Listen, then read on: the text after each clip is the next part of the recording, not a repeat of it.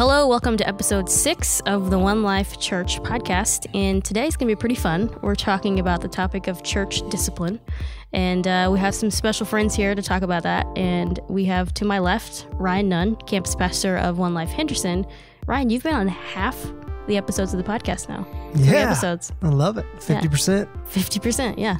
Awesome. Thanks for joining us again. And then on the opposite end of the table, we have Larry May. And Larry is an elder here at One Life Church. And then we also have our lead pastor, Bret Nicholson. And Bret, I was going to ask you first off to explain to us, what is the role of an elder at One Life Church? What is the role of an elder at One Life Church, or just Life in Church. General? Okay, not like the Bible one, but the One Life one. Are they different? Yes, that's a great question. Are they different? No, not at all. We get it exactly right. The role of an elder, it's like a board of directors. I mean, there is a legal side to it that it's required by us because we are a nonprofit organization to have a board of directors. So it does serve that role. But then also it's kind of a mix of the model of an elder in the church. So an elder, it does literally mean older in the Bible, and it means shepherd. And so it's the idea that there's some people who are more mature in the faith or have been doing this longer and have insight and all that to kind of give oversight to everything. And so we do that in general, and we talk about church discipline issues, incidentally. But we also talk about just board directive things. They do everything from budgets to deciding who makes what. That's right. It's Larry decides that pretty much all by himself. He just comes up with what you guys are making. Larry. It's his fault. That's kind of what he does. Go get some dinner after Wonderful. You can brown nose him like crazy. So, the house while I'm here. So we get together and just kind of are accountable for those things and do basic overall direction and oversight, I think is a good way to put it. And, what are we going to emphasize at One Life? Where are we going to go if we do plant another site, or just larger block questions before the staff gets to that and does more specific kinds of things. Does that make sense? I think so, okay, yeah. Good. I think it's good. That's what we do, yeah. And then Larry, while you're here, could you tell us just a little bit about just your background in life as people are kind of getting to know you as an elder? Just tell us a little bit more about you. Sure. Well, I've been at One Life since about the time West was launched. Okay. I'm a dad, 3 children, 2 grown and 1 still at home, and a husband, 36 years, and a retired business owner from a company here in town. Awesome. Thank you. And recently retired and enjoying that. Is that a good? Yeah, that's been a good thing. It's still something I'm figuring out. I'm not sure I've got it all figured out yet. That's right. It's like every day's a Saturday. I just call it a retirement season because I'm not really sure what's next. Before you, good. Oh, that's all right. It's fine. Okay. As we kind of start out, as we are talking about church discipline, it is kind of one of those weird topics. I know even Bret, as you were speaking this Sunday about it, if anyone wants to go back and listen to that message, you can hear it anywhere on our website, onelifechurch.org, or on our app, just on the One Life app. You can go back and listen to that. But before we get into that, we thought it'd be kind of fun to talk about what was discipline like for you growing up, like in your home. For me or for anybody? Ryan? I think anybody that wants to go. Yeah, for Ryan. Oh, what for was Ryan? It like? Yeah, that's right. What was like discipline look like? Well, so if you look at me, I'm roughly 5'8", 5'9". Well, my dad was like 6'2", and he was a construction guy, so really, really kind of big dude. Like everybody was scared of my dad. That's kind of how that worked. I mean, this was a long time ago, so he's not as scary as he was, but he used to be super scary. And so discipline really looked a lot about, all he had to do was look at me, and I was just afraid of what he might do. So he never really had to do much. He never did it. Just kind of, you thought, well, if he ever does decide to do something. But the few times that he did do something, I very vividly remember them. Really? Okay. Yeah, and that's, he's a good dad. He's a great dad. Mom was a little bit more of the kind of placater, if you will. The people, she just kind of let me get away with. I was the youngest of 3, and I was the only boy.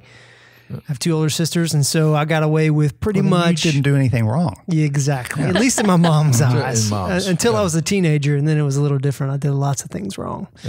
Yeah. So really, discipline in my house was really minimal. My parents trusted us a lot, and really they had a great home, great upbringing, and didn't really get in a lot of trouble either. So it really was more of disrespect things that are your average, teenager or kid would go through, as opposed to really bad behavior. I don't remember ever really doing anything terrible. You know what I mean? What we would classify as terrible, I guess. I should say. Nothing terrible. Okay. We all classify those things differently, though. So, might be. What about you, Larry?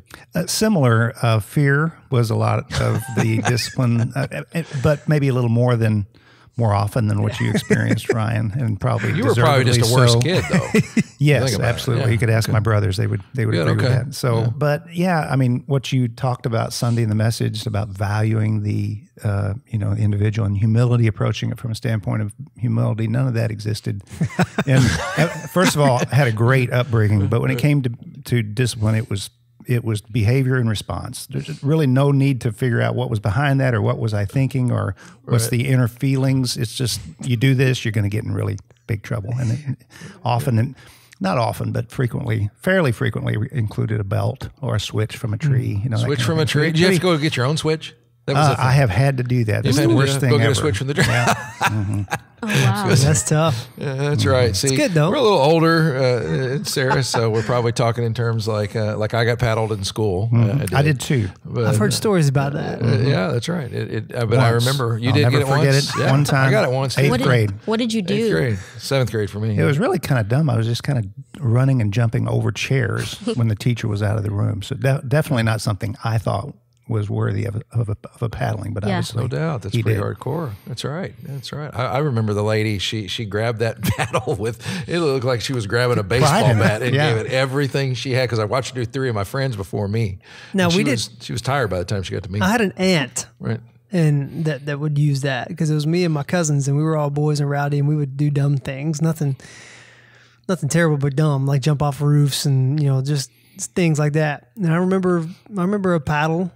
She pulled it out several times. I do remember that very vividly at that home. I'm envisioning it right now, actually. That's right. So you're nursing a broken leg after you jump off a roof. I was thinking top that off with a paddling. Yeah, exactly. A blistered on the backside. It contains its own punishment, jumping off roofs. It was effective. Yeah. You think all this will have to be censored, though? Because we're talking about our corporal punishment experiences. Statute limitations. Is that right? Yeah. Oh, is it? Okay. Yeah. Because I remember the teachers, a lot of my teachers had paddles on the wall. It was just hung them there as kind of this fear-inducing thing, which it worked. Absolutely. My mom was a teacher, and the principal, he had them on his wall. Her principal before I started school, I remember going in there and seeing he had 2 or 3 on his wall.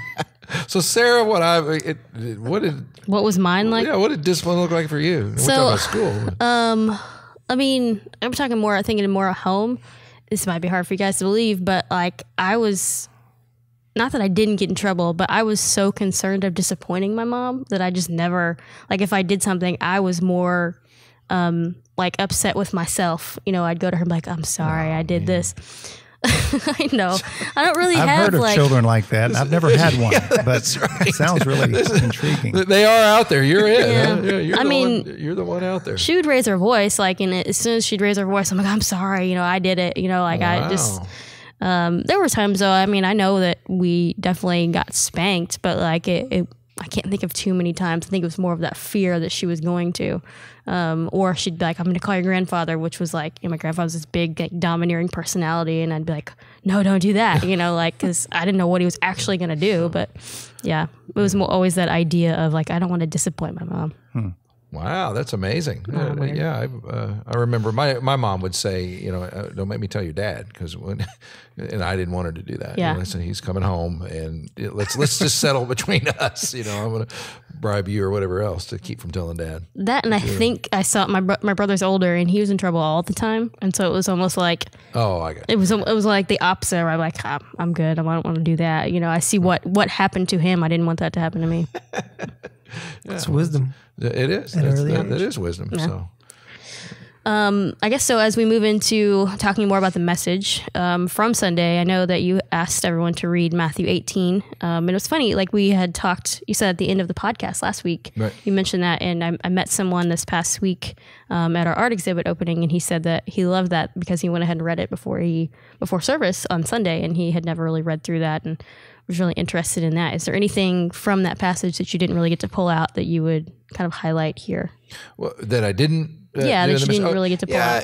I think I do think it flows out really nice. And the original design of the message was to get through the whole thing in kind of a big block form, but I just couldn't do the last segment of it because it starts with the value thing, which is what we did with the little one speech that he gives, and then he goes into the discipline thing. But then the next deal is the very famous thing where Peter says to him, how many times should I forgive my brother? 7 times. And he says, no, 77. And then he tells the story about the unmerciful servant who was forgiven this unable to be paid back amount.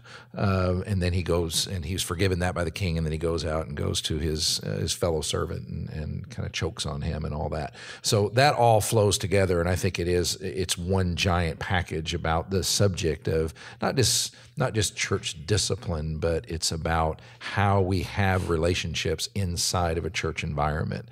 And it's supposed to be high on value, high on being candid and being able to talk to one another, and then high, very high on the forgiveness side of life because we have been forgiven so much. And I think those are the people that are supposed to be disciplining us are the ones that have a very have an enormous sense of their own grace they've received from God, because that's the design of the church. It's supposed to be a bunch of people sitting at a table that know how much they've been forgiven of. So that was the idea. But I didn't get to cover the forgiveness part. That's the part I had to leave out. But will you forgive me for that? I appreciate that. Thank you. Well, think about it. That was a really dumb joke. really, really dumb. But anyway, yeah, that's the part that I thought was really neat. Okay. Anything from Ryan, Larry, anything that you would kind of, highlight that stuck out for you that maybe either was interesting and heard before, made you think of something different? I know you'll love this. I'm not buttering up to you, but I really did think the Judah thing was just a great illustration for me.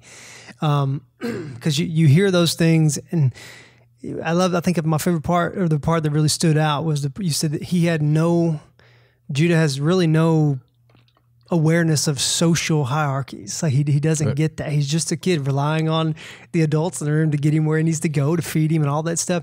So he has no idea. So becoming like a child, that in the disciplinary processes, we get so tore up about, don't judge me, this and that, whenever it's not really driven by that. It's more driven towards, there's not necessarily a social hierarchy or me judging you or not judging you. It's all driven by this idea that we're forgiven. And then also what we claim as followers of Jesus. This is kind of my big boil down. Our claims, we're saying we want to be more like Christ. We want to do all this. And so because we're all in the church on that same goal, then our desire for one another is that we're staying on the journey. And when we get off of that journey, throw the social hierarchies out the window, and we can just kind of help hold each other accountable, or discipline, or however you want to call it. Yeah, for me, the magic to the illustration, well, there was twofold. Number one, he was my grandkid. That didn't hurt. I mean, I do like that part, and he's super cute. We all know that. But it is doing exactly, it was like being able to do an illustration that you can read from the text. It is exactly what Jesus did. So he called a little child to him, and he set him among them. And it's a great picture of these guys that had just been wondering about these things, and they're looking at this little kid. And I was hoping, and as you kind of watched him wandering around the stage and picking things up and playing with the light and all that, you wonder what those guys were thinking about. What were they seeing? But I loved being able, because it's not very often you can do that, is do an actual direct thing that Jesus himself did. And it was nice to have a grandkid laying around to do that with. So, Larry, what about you? Was there anything kind of rose to the surface? I love the questions at the end. Is there someone who can really speak correction to you?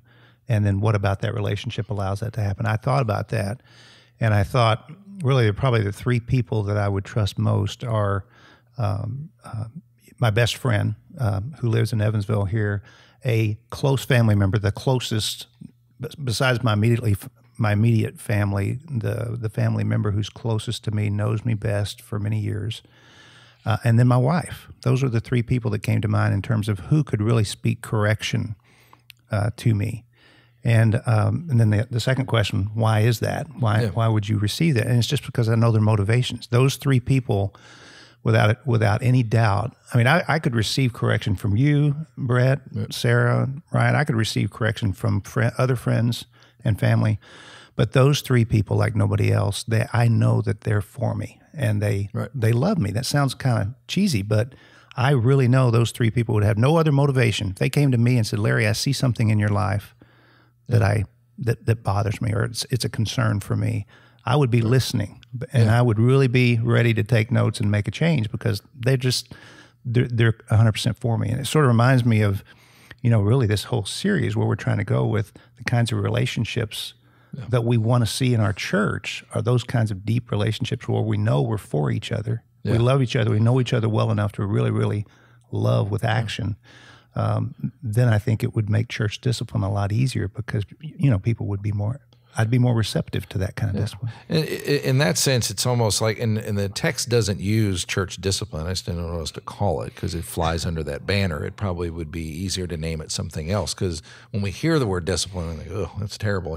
It's scared of dad coming home kind of stuff. But, when you think of it as just a friend, helping a friend overcome something that maybe is a weakness in your life, that's a little bit different. I mean, so maybe anybody got another branding we could put on it or something where we could actually have that happen. And it's because I think when I say discipline, we hear elders, we think I'm in trouble. What are they? They have cameras somewhere. They're watching me live. How I do. So maybe we could brand it a little bit different. So, the book Crucial Conversations, isn't that? Isn't there a book named Crucial? There is a book called Crucial Conversations. And that to me is what we're talking about, especially the first part of Matthew 18, where it says go one-on-one. You're really looking for a relationship that really allows for that crucial conversation. If we could get that done right, do it well. Yeah, absolutely. Not just bail, not just kind of come to a negotiated settlement, but really get to each other's hearts. And in that, the rest of it wouldn't be required. Yeah, with all that, Ryan kind of touched on this just a little bit ago. I think the major question in my mind for most people in our culture, because as Americans, we're very individualistic. We come into a church, and the concept of having someone sit me down and say, hey, because the text actually says, and show them their fault. And then if they don't listen to you, you take more people to show them their fault. And if you don't listen, then it goes through this process. So how do we answer the question, who are you to judge me? You're not supposed to judge me. What are you doing showing me my faults?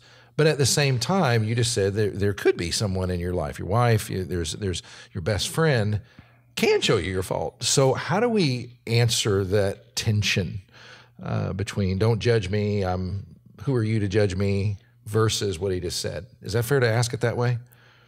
I think so, but I think so depending on who's saying that word that would dictate how I answered the question. So if it's somebody that I don't know, I'm probably not going to be bringing up correction in their life anyway. But if somebody I don't know as well, I think the answer is that it's much less about judgment. I always go back to kind of what Mark Weaver says. He always talks about the origin of something. Like, where's it coming from?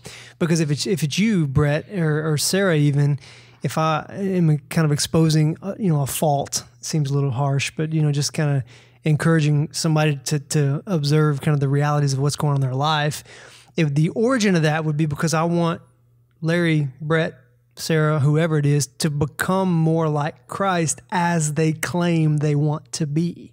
So it's not like I'm saying, if it's a person that says, yes, I'm a follower of Jesus, it's not like I'm pulling some bar out of thin air that I've created. Like it's a self-established bar that Christ himself created, that we're saying, no, here's the standard of what we're trying to do. And I feel like you're missing some of that.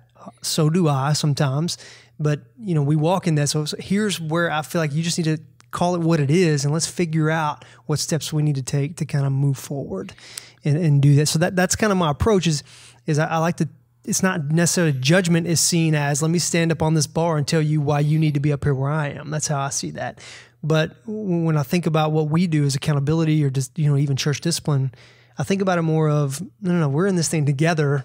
So come with me. Let's call let's call the fall or failure or whatever. Let's call it failure. Let's call it what it is, and let's figure out how we can together move past it. It's not, So the question of who are you to judge me probably wouldn't come up if it was approached from a spirit of humility, with the right person who knows me and loves me, and I know they're out for my best, for what's good for me and what's good for the body. But I guess that's in a perfect world. There'd be someone like that close enough to that person who could confront them.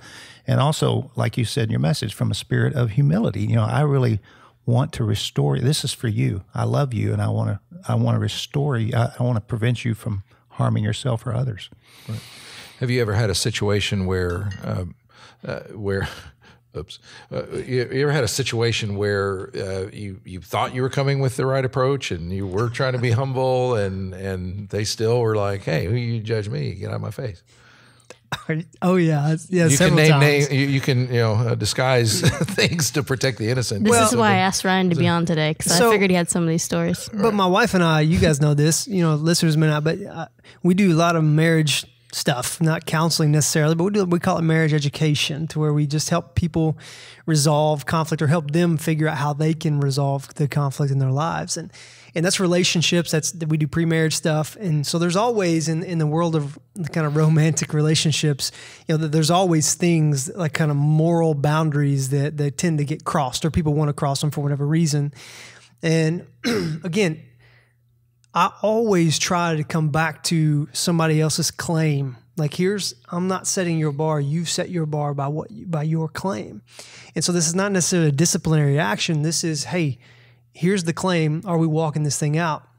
And I remember there was one particular couple that went totally against everything that I'd said or that we had talked through, completely disagree with everything that I had to say. I don't really want to get into the specifics, but went totally against it. And so we connected, and I kind of called them out on a little bit and said, hey, here's what we talked about. Here's what's happening. And I was fired, essentially, and they weren't paying me anything. But, I was like, nope, you're cut out. How dare you? Who do you think you are? This is what's best for us. This is what we're going to do because we want to do that. And it really, at that point, it became, I could say, yeah, but, the Bible says don't do that, or don't do this, or don't do that. You can't do this. But at the end of the day, because we had tried to have a loving conversation, they kind of shut me out. Hopefully at some point in time, other people that they love and care, or they know love them and care about them, will be able to interject it. But that completely backfired. And somebody that I thought trusted me and that we had worked on that rapport a little bit, completely blew up my face. And that's been multiple times. Multiple times? Yeah. Can I ask a question? Sure. You can do anything you want. I know. I just like to... You're kind of the boss here, Sarah. I don't know about that. You kind of do what you want. But as we're talking about this, we even talk about the verse in Matthew 18. Like, have any of you ever done that specifically? Like, where you've gone to someone, they didn't listen, and then you literally went and took someone else with you, and they didn't listen, and then you took them before the church. Like that sounds so weird to actually do. Like, I think we need to throw that out there to acknowledge that. Like, have you ever done that? The other thing, I've been a part of the process before, where I wasn't the starting person, but you do church work enough, you'll run into that.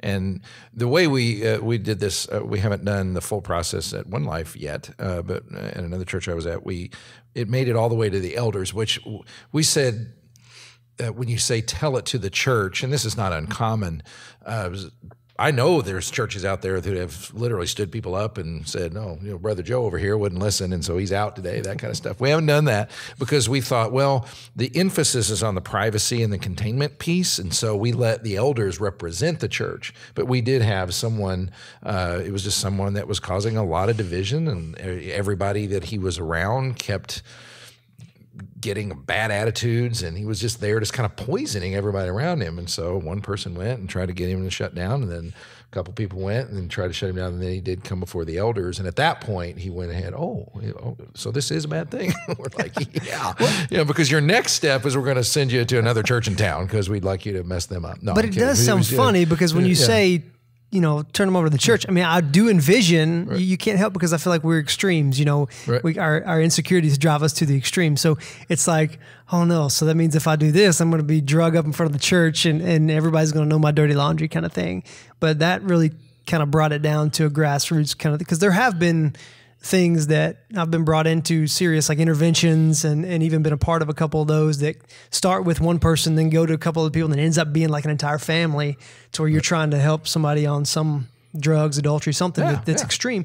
But then there's the other situations that are like our growth groups have like a person that just tends to be a little bit cancerous in there. And so the growth group leader will go talk to them, and they didn't get anywhere. So they call myself or Heath even, and okay, hey, what's going on? How do we do this? Why is this end up like it is? And it never really made it to the church, but in a sense, myself and even Heath can kind of represent they kind of our represent church. it. And you notice that the language is, and if he listens to you, you've won your brother. And if he doesn't listen to you, so the goal is to get someone to listen, because it's interesting that the world of addictions has that concept in it. You know, the intervention concept is the same exact thing, because informally, someone who's really destroying their life on drugs or alcohol or whatever, someone's talked to them, you know, probably a loving mother or a spouse, or someone has tried to shake sense into them, and then they've brought maybe a friend.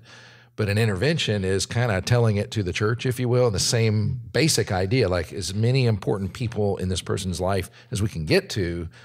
This is a real true issue, and you're not listening. And so I think that's the concept. But yeah, we experienced that. And Larry, we're not your first elder gig, and so you've had a little bit of experience back in there. And you ever had any one of those kind Never of things? got to step 3, take it before the church. I have, the one-on-one and take it to another person. Yeah. But don't you think, the wisdom of the way Jesus laid that out, the one-on-one first, Yeah. I really think if that's done well, if that's done with a spirit of humility, and I want to correct you and help you and love you, 90%, maybe 90% plus of the time, it's not going to go any further. So that's going to take care of it.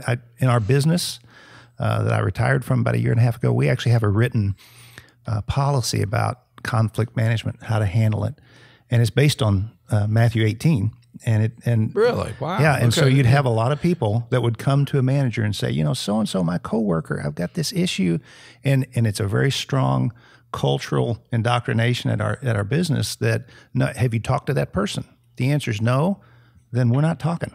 You got to go back one-on-one. And again, 90% of the time, if you do that with the right motivation, it never gets past step 1, because I think when you go to step 2, step 3, then there's accusations. There's a sense of needing to defend yourself, in front of a group. Yeah, it is interesting though that 90% probably. I think you're right, but getting people to do that one thing is the biggest challenge of all. It is going and saying, actually talk to that person. It's a lot easier for me to tell you the beef that I have with Ryan than it is for me to tell Ryan. Face to face. I noticed it was a whole lot easier for you. Yeah. I took note of that. That was pretty good. That's right. Most of us are I wouldn't want to conflict tell him that averse. either. Yeah, and that's the basis for the Crucial Conversations book you referenced earlier, is that you don't have to choose between, telling the truth and keeping a friend. It's kind of both. Mm-hmm. But I think when Jesus, when I read that Matthew 18, I was reading it today, I think the humility piece is assumed. It's like, because the gospel or the good news is the ultimate leveling of the playing field, if you will. And so therefore humility is kind of baked into, the claim. And so but I do think you're right. I never thought about it quite like that. But yeah. good job. And it is interesting, it sounds foreign when you say church discipline, and I know there's been abuses out there and there's a lot of controversy around it, but when you really back up and think about it, it is used in the addiction recovery world. It is used in the business world. It is a great practice just to let's quarantine this thing down to one-on-one. Most things can be taken care of right there, but you have to do it. And if it doesn't work there, in the long shot possibility it doesn't, it goes just, he said, 1 or 2 others. That's it. Just kind of keep it contained. And that would be a great practice in any organization, much less a church. I think it strikes people odd on the surface, but when you really think about it, it doesn't stay there.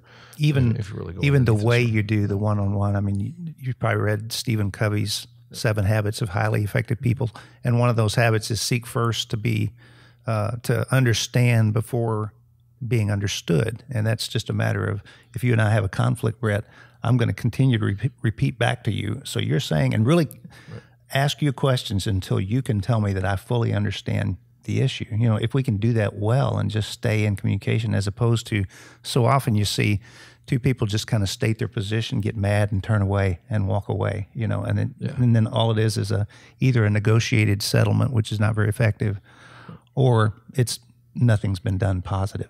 So if we do it well with humility, but also seeking first, I think I've got this issue I need to confront you about, But if I'll really try to understand your perspective on it rather than just kind of vomiting my perspective out on you, Right. then there's a lot better chance. That's a great word picture, Larry. Yeah, I love thank that. you. That's right.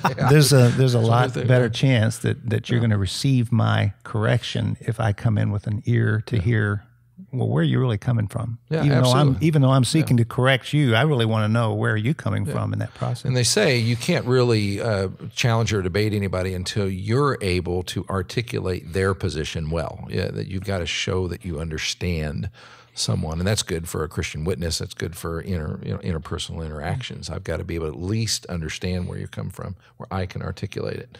So. Man, this podcast always just flies by as we start talking. I had a thought there when you were saying that, Larry.